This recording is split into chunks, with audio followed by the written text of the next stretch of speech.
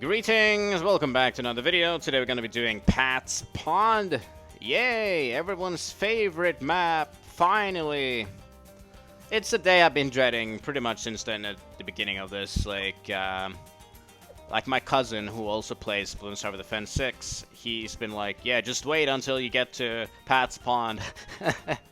Been talking about it pretty much since the very beginning. And yeah, it is certainly one of the bigger obstacles that you need to get past, and it's also because the map sucks and it's extremely unfun to do. That's kind of a big part of the pain behind it, because normally I don't really mind when stuff is difficult, but when stuff is annoyingly difficult or it feels like it's unfair bullshit rather, it's not as pleasant, right? It's not as fun. But we gotta get through those two, and one map needs to be the worst one, and this certainly is the worst one in the game. I don't even think it's that particularly close. This map sucks ass. I'm just going to say it. It stinks, but as I said, one map has to be the worst one. And yeah, this swamp, it's horrible. Everything is bad about this map. Like the aesthetic too. It just looks unpleasant. And this is supposed to be Pat's home, right? Just reminds me of Lemoyne in Red Dead 2, if you've ever played that game. You may have, and if you have, well, you will know very well what I'm talking about. But anyway, Pat's Pond. Yeah, this map is terrible. I'm just gonna emphasize that. And if you do disagree with me, I would, of course, love to hear why and why you like the map. But as far as I've seen online, I think most people just hate this, so I saw ISAB hating on this one too, at some point. I guess it was quite a few years ago though, because this one has been around for a while, a very long time. It was introduced with Pat Fusty, which is a hero I don't really like too much. I don't think I've even used him once in this walkthrough. He's very niche. I mean, he's okay, but kind of cool concept though. But yeah, I never use him. And yeah, this home seems like an unpleasant place, but anyway, I've had my rant about this map. It's time to actually get started with finishing it. So let's just place down our towers, shall we? And talk about the mechanic. And the mechanic is why this map is so bad, right? Because you have the Bloons moving down here, and you have Bloons moving here, and that means that you need to be placing your towers either over here or over here. And naturally, that means that you will be getting Bloons that just entered, right? So if you don't pop them fast enough, they will be leaking. And you also need to pop Bloons before they exit. So you need to be popping Bloons very fast. And what can easily happen is that you leak and you have no idea how and why, because the towers you placed down suddenly weren't able to pop the Bloons fast enough. It is a bullshit mechanic that exists in a few maps, but it feels extra bad on this one. A few others are Haunted, another terrible map. Quad, another very bad map. Midnight Mansion, but that one I actually like a little bit. Has kind of something similar, but there it feels a little bit different than here. And same with Quiet Street. I suppose Quiet Street also has that mechanic, but this one feels like by far the worst of them all. So, goes to the bottom of the pile, you could say. But anyway, so we start off by getting a Desperado. So let's just place him like over here, should be fine. Maybe a little bit closer, like over here. And then let's do the same thing with this guy, like over here. Perfect. You want him like a bit further away, because we are gonna be placing our towers down. So you don't want him to like interfere. So we will be placing him a little bit further up, so we have a space for our towers, and the Alchemist is not gonna boost him and all that stuff. So this is a good spot. I'm gonna try to take it a bit slower in the beginning, because I think, or at least like there are some stuff to keep in mind. The next thing we'll be doing is to place down a Tack shooter, which goes right here. Naturally, on a map like this, the key thing that you need to keep in mind is that you need to be able to pop stuff quickly, right? That is obvious. If you have stuff that shoots very slowly, well, the Bloons will be able to get through. That's something that we need to avoid, right? So we are going to be using a Tack shooter, because the Tack shooter attacks very quickly. That is kind of the the big advantage with the bottom path, which we will be using a Tack zone. Now for round 10, place Soda right here. You will have you won't have much time to do so, so what you should do is to, once you see that you are getting close, then pause, or not pause, but like, make the game run a bit slower like I'm doing right now, and hover your mouse over Soda right here, and then, perfect, place her down, and that should do it. Place her down before the round ends. If you don't do that, I think you die to round 10 actually. But yeah, place her down right there. You can also use the U key on your keyboard. So just make sure to place her down right there. More tacks, just to get that tack shooter, a little bit stronger. Even more tack. I'll actually put on auto start. I don't think any of these rounds are too difficult. But once we get to the 30s, I will be turning that off because there will be some stuff that will be a little bit tough. You want to get the tack sprayer first because round 15 is a thing that exists, and you want to have as many tacks as you can in order to pop those annoying yellows and pinks. So you want to have the tack sprayer with faster shooting, and that combined with Soda's ability makes round 15 a breeze. I don't think any Bloon should get remotely far here. And yeah, easy. Not a problem, and that allows us to get this. And now we have even faster shooting, which is going to be good enough to take care of some of these early rounds. Like 21, 19, those rounds with pinks, right? In the early game, the pinks are by far the biggest threat, because they move so quickly. The next tower on the list is the boomerang. We love the boomerang. And especially on this map, because we can use the Glaive ricochet ability that the top half has to pop quite a few Bloons, because the glaives are going to be like traveling all over here. And that is a big advantage, right? Because our big disadvantage is that we're not popping any of these Bloons here. But the Glaive ricochet will help with that and help pop these Bloons. And actually, the Glaive Lord, which we will be getting eventually, is just going to be an amplified version of that. Make sure to grab the red hot ranks. You do not want to go for middle path here because we need lead. We don't want to rely on the alchemist for lead, so get that upgrade. And we will need it for DDTs anyway, so get that. Very, very important. And next, save up for more glaives. Yeah, it's not MOAB glaives, it's more glaives. Such a funny play on words there by Ninja Kiwi. They always do this stuff. But yeah, I always thought it was called MOAB glaives, but apparently not. It is more glaives, which makes sense. So we get this, which is going to be very beneficial for us because it's, I mean, it's gonna make it quite hard to leak during these rounds here, but we're soon getting to the hard part. Round 37 is the real threatening round that we need to deal with. But before we do that, we start with an alchemist. You know the drill. We go for a berserker brew right here.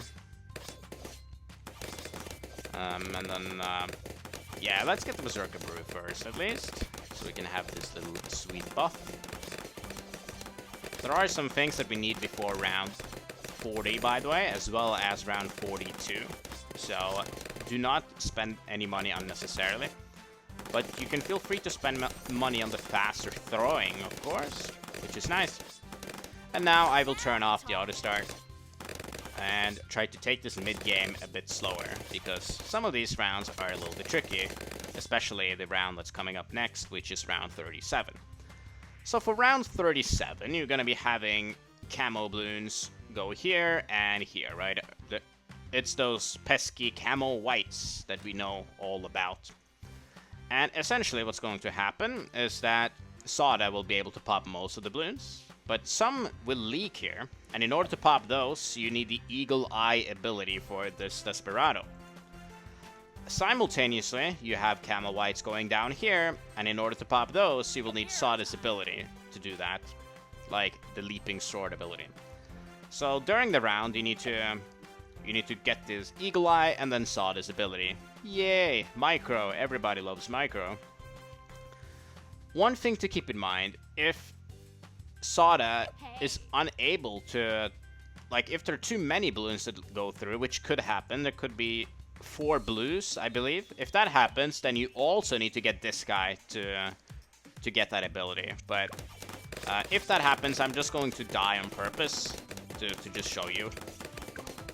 But I think we should be fine, though. But now let's, I guess we can wait. After the LEDs, that's when the whites will come, and that's when we need to be doing our little micro here. I guess we could wait, I don't know. Okay, they should come right now. So after they have left, let's get the Eagle Eye, and you can see there are 4 blues, meaning that I'm likely going to be losing right now. Oh, I even forgot about Sada's ability. Oops. Okay. So just to beat this easier, just get this and get this. And now you are set. Now you will not be leaking at all. That is the easy way. The greedy play is to not purchase this for this guy, which you can get away with. But it's just better to play it a bit safer. And let's wait for Sada's ability right here. There you go. And that's round 37. The hardest round so far. Next up is going to be an overdrive. We absolutely need an overdrive in order to defeat round 40. So do not forget about that. Kind of an obvious upgrade to get because the overdrive does a lot of damage. So we need to get that. And the next thing to get will be a village. Because for round 42, we actually need to have a camo village set up. Otherwise, we lose. And we will barely have enough money here, but don't you worry, I have calculated so we have enough. And remember, just use Sada's ability to finish off round 40. You may not have to do so, but if you have the Alchemist being a little bit silly, you may have to use the ability. But just use it anyway, because you have nothing to lose. And before round 42, we have enough for the Camo Village, which is excellent. And that is it for hard early game rounds. The next rounds are not too bad because we only need 21k, and that's the money we need for the Tack zone. And here, I know it's tempting to. I guess you could get this upgrade. That upgrade is nice to have. But after you have this, you definitely want to start saving up for the Tack zone. Because you gotta deal with the early 50s, and the early 50s can always be a little bit tricky. So you want to ensure that you have the Tack zone before round 60. That is a must. If you don't have it, you will leak. So we will be getting that as soon as we can. There is no need to purchase anything else on the map. We want to get this upgrade as soon as we can. Because the sooner, the safer we are, right? And we don't want to deal with like some of those annoying rounds. So I think we should have enough at like round 54 or something. So we gotta deal with like 53. A few rounds that are a bit annoying, but nothing we can't handle because with the super buff, the MOAB should go down very easily. You'll have to have some insanely bad RNG with the Alchemist for that to go wrong. But I don't think it should. I've never died in the 50s. Especially because we have this ability here to save us too. But unfortunately, as I said, it can be hard at times to tell if we're gonna leak or not. But it be what it be, as they say these days. So let's see how we do on round 50. We do quite well. It's so scary once it gets over here, but it does pop. It does pop pretty nicely. So Sada is leveling up. We love to see that. And yeah, round 52, we always have the money. We almost have the money now. So 53. Yeah, so my assessment of 54 should be quite accurate. It should be. But is it accurate? We gotta wait and see. Still missing $100, $1,000, but we're almost there now. There we go. The Tack zone is ours. That means that we are fairly safe for a little bit. We love that. So now what we can get is that we can get we can start working on the villages. I think that is a great idea because it gives the Tack zone quite a bit more range and stuff and attack speed, which is huge for us. So we want to place this guy down, get some discounts up, and then start with our village. Our beautiful village. Get this primary mentoring too. So the range and all that stuff is going to be bigger. Boom, there we go. Lovely. So we have our primary buffs now on our primary towers. And now it's time to save up for the Glaive Lord. And once you get the Glaive Lord, I dare to say that it's GG. I'm not even kidding. If you manage to save up for that, it should be very easy from there. But obviously the 90s are dangerous, but I would say that it's way easier from after the Glaive Lord. Very quickly, about round 63, if you want, you can get a ballistic missile. That makes it safer, but honestly, just pay close attention. Like, this should be fine, but it's not fine. So what you can do is to just use Saw's ability, right? So here, oh, not this, here, use that ability. And then for the next rush, use this ability, and then you have the final ability for the last rush. That makes it very easy. So that's the safest way to do it. You don't have to get the submarine, but the submarine makes it so you will not leak, like, no matter what, and you don't even have to use her abilities. But honestly, I prefer to save the money because a ballistic missile is like 3-4k or something in total, I think. Maybe not that much. Okay, that's a bit of an exaggeration. But, like 2.5k maybe, and that could be like a round earlier that you get the Glaive Lord, right?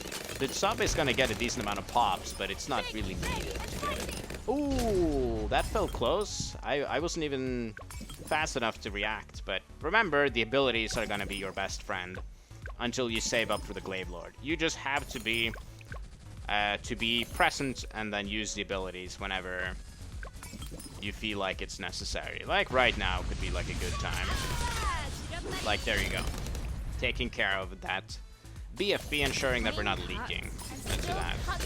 You could also remove this annoying rock. I don't think it hurts us in any way, because we don't have, like, any projectiles that...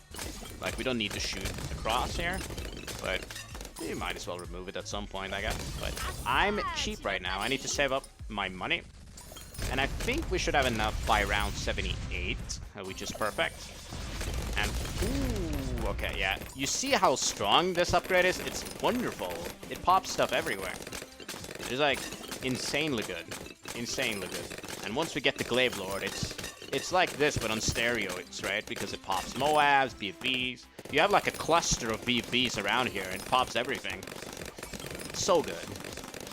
That's why I say it's kind of GG once you get that. So, overall, I'm pretty satisfied with this run. I mean, I didn't react in time, but I don't really care. I don't think you guys care either.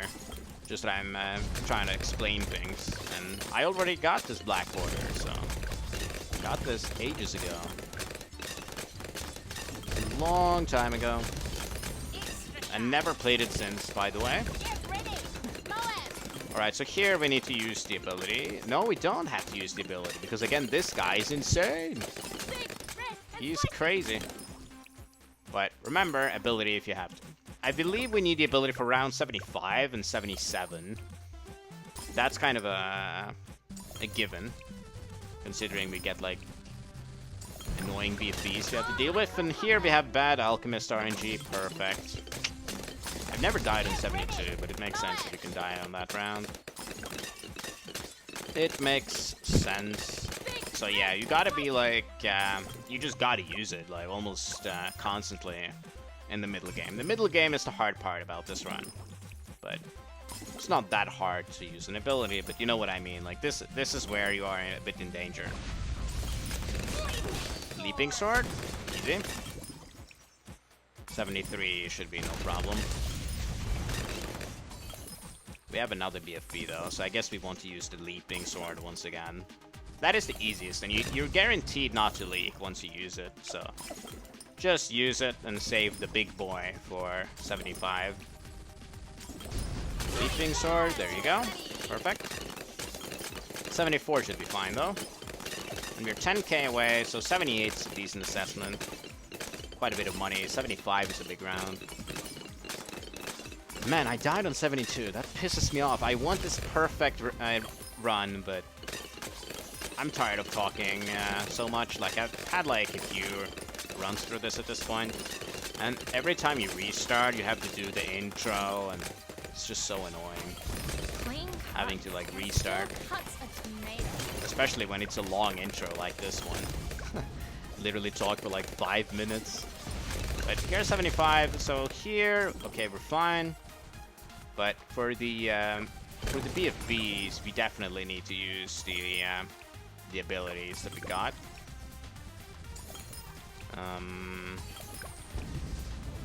Use that now. Perfect. And to be even safer, we can use the leaping sword at the end here. There we go. And that was not an issue. So 77 is gonna give us the ability back, which is just in time because I think we need the ability once again. And once we get past this, we will get the Glaive Lord, meaning that we will be all set. Yeah, we gotta deal with this cluster of BFBs here. That is our last obstacle we gotta deal with, and then it's over. So let's just, once they pop the MOABs, we use this one. And leaping sword. Perfect. Not too difficult, but it feels like very... Ooh! You kidding me? Do we need the ability for 78? There's no way. There's no way. We're literally like $100 away at this point. I may have to grab my ballistic missile. No, it worked there. I have no idea how I leaked in the beginning then. No idea. Like, this wasn't even remotely close. Is this some weird alchemist shenanigans again? That's crazy. Man, that sucks to see. I think it may have been. I think so. So if you want to be safer, then I guess you will have to get the ballistic missile then. Which we will get eventually anyway. But I kind of dislike getting that right now, though. Because it makes 95 a little bit trickier. It's fine, I guess. Yeah, so I suppose that the best way to deal with that then is to leave the leaping sword ability and not use that one on 77. And instead only use this at the very end. That should probably be good enough, I would assume. But yeah, it's a bit tricky. And now you'll see that it will be fairly comfortable to finish off the remaining rounds, because the Glaive Lord is gonna destroy everything. And then we get the next tower that we're saving up for, the Glaive Lord. Not the Glaive Lord, the Carpet of Spikes, which is another tower that's massive on this map. We have the Spike Storm. The Spike Storm is gonna allow us to, like, it is an emergency nuke, right? Send spikes all over the place. So if you feel uncomfortable, this one is yours to use. And now we need to save up a hefty amount of money. I think we get it on round 94. But remember one thing. Sada is going to be a lot stronger. She's going to be leveling up, so she gets more popping power, she can pop stuff faster, etc., right? And that, so we essentially, we get stronger while we wait, which is nice. But we don't have anything too tricky coming up. We have 90 to watch out for, but then we just use the Spike Storm ability, so that's easy. So 90 is nothing to worry about. And remember, I said we needed the MIB. The MIB, we need that for round 95. Otherwise, we are most likely going to lose. But I think we should have Carpet of Spikes by round 95, though. So here you can see 84 is easy. None of these rounds are tricky because the Glaive Lord is so strong against these BFBs and MOABs. So, perfect. This run has already been like 25 minutes. It's crazy. This recording has taken a while.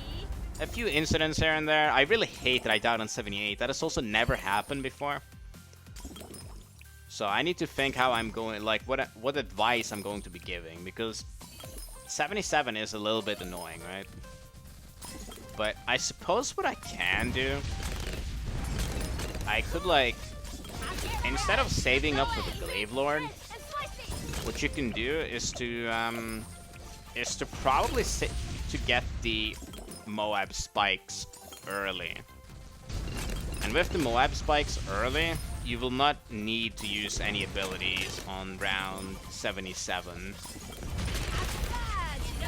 And that kind of makes a big difference. And the thing is that you don't need the Glaive Lord for 78, you can just use this ability here twice. And 79 gives you so much money that the MOAB spike is not going to be that much, right? You will not lose that much. I think that is just a better way to do it. Here we have another round that's going to seem quite close, but trust me, we're fine. But if you want to use any abilities, you are very much free to go for it. But no, the CMG layer pops, and here it is just all destruction because of the glaives. But yeah, we need 44k. We're at 30k soon. We're getting there, but we're getting also very much closer to the round 95. These guys are so slow, man. I really want to use the ability, but we need it for round 90 just to be on the safe side. So I'm gonna wait it out, but it's so annoying because it's so slow. But it's fine. Listen, 89 is simple. Should be simple.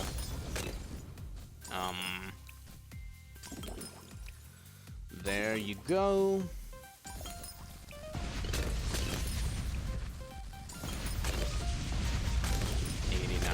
Done. So here's 90 now. Spike Storm, just to be safe. Perfect. You don't have to use. You could also use Sada's ability. It's also good. Sada's now level 15, no 16 even, so she does quite a bit more damage. The 17 is kind of huge too. 17 and 18. And we're done with round 91 in just a hot minute here. Hot second. Just, I mean, we're getting so close. We're getting so close. And yeah, the Glaive Lord is so strong. It's just popping all of these like ceramics and stuff that could be leaking. That's why it's so good on this map. Excellent. 93 is the same deal. We need to use abilities there too. CMG is right on our doorstep, but not an issue. And now we're getting so close to that magic number. Spike Storm and Sada's ability is good enough. Just use both at the same time to ensure that you don't leak to these annoying DDTs in the beginning of the round. So get that. Use those abilities. And you're good. Now we are just moments away from absolute victory. And here you go. We got the Spike Storm, so now we don't have anything to worry about. I mean, we don't have the MIB yet, but we don't need it instantly. Like, you have those purples in the beginning, and also these spikes will be popping some DDTs in the beginning regardless, so I'm gonna avoid getting this, and I will see on purpose if I'm able to beat round 95 without like getting an MIB, and I think the answer is yes. Just look at this, like the DDTs didn't stand a chance, so I don't think we actually need it, to be honest. Screw it, I'm not gonna get it. Let's not get it, it's not necessary to get it. Let's just take that path, shall we? Imagine if I need it on 99, but I actually don't think I do, because of this amazing spike factory we got. One thing we will be getting, however, is the ballistic missile I was talking about earlier, and the reason why we're getting that is because I want the first strike for... Now we can get rid of this annoying rock too. But I want the first strike for the bat. The bat is the only thing that could kill us here. 98 should be easy too, by the way. You don't need to take any measures for 98. We have too many things. The spike factor is really strong, and the tack shooter and all that stuff is more than enough DPS. Easy peasy. Just look at that Glaive Lord, man. It's crazy. Here are the DDTs. Not even close.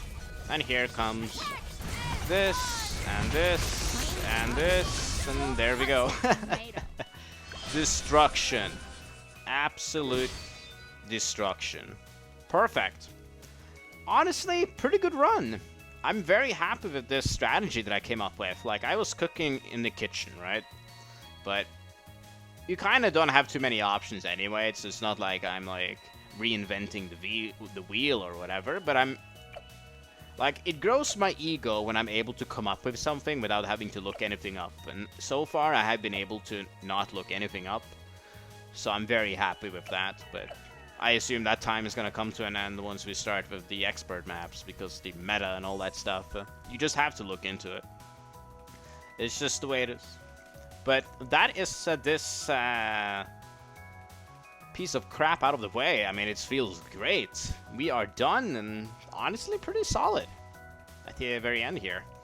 I would say if you want to be safer, this is going to be my advice. I did not realize that 78 can kill you there, and that is not good.